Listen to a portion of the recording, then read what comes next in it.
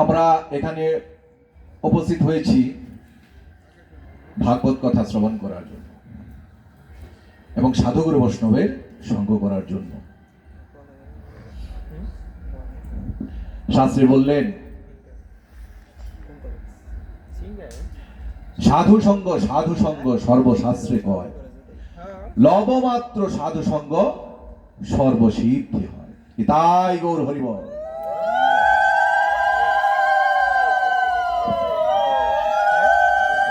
সাধু সঙ্গ করলে যদি সর্বসিদ্ধি হয় তবে সাধুর সঙ্গ করাই তো উচিত, তাই না বাবা? শাস্ত্রে বললেন, সাধু হও, সাধু সেজো না।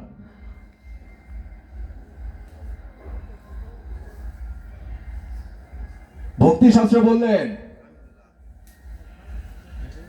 যদি তুমি সাধু হতে চাও, যদি তুমি ভক্তি অর্জন করতে চাও, তবে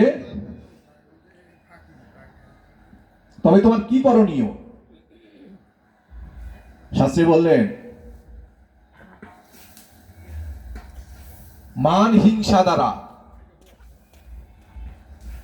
আত্ম অহংকার দ্বারা, মান হিংসা দ্বারা কখনো বাবা ভক্তি অর্জন করা যায় না। ভক্তি অর্জন করতে হলে মান হিংসা বাদ দিয়ে শাস্ত্রী বললেন, ওহে ভক্ত, তুমি ভক্তের চরণে দাও একেবারে গড়াগড়ি।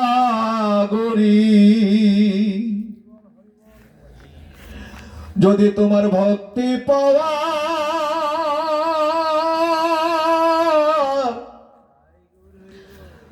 তোমার ভক্তি পাবার আশা থাকে, তুমি ভক্তের চরণে দাও একেবারে গড়াগড়ি।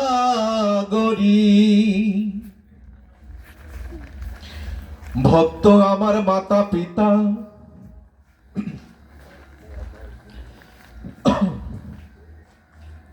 হরিবল। সাধুগুরু বৈষ্ণব ভগবান কি বললেন?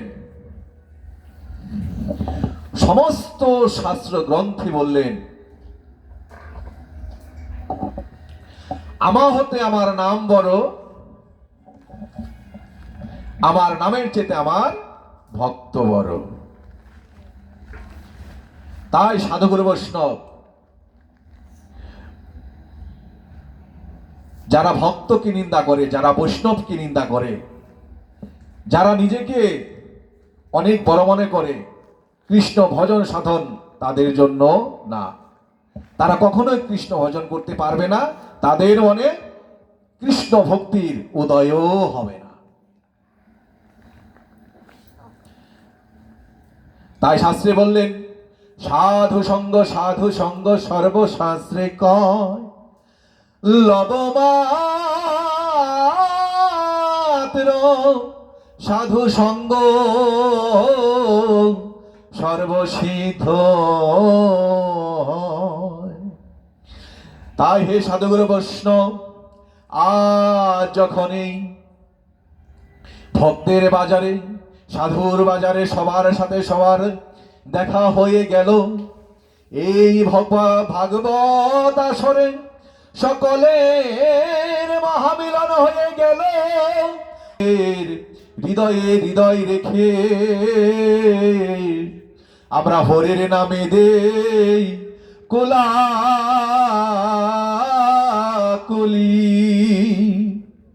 আমরা হরির নামে দেই কোলাকুলি।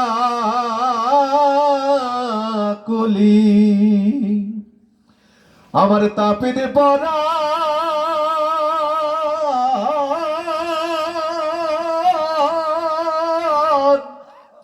শীতল হবে, আমরা হরির নামে দেই কোলাকুলি।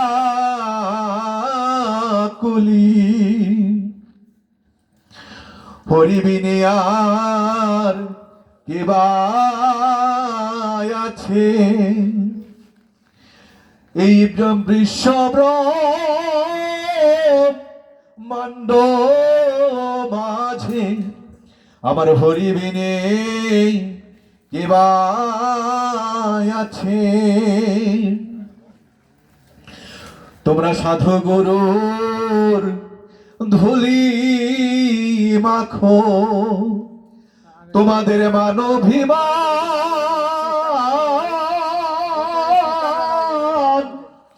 ত্যায্য করে একবার সাধু গুরুর চরণ ধুলি মাখো। তোমার নিরস দেহ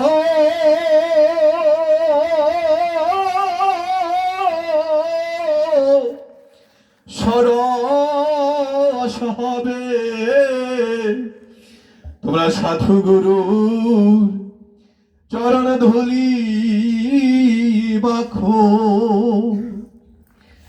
যদি কৃষ্ণ ভক্তি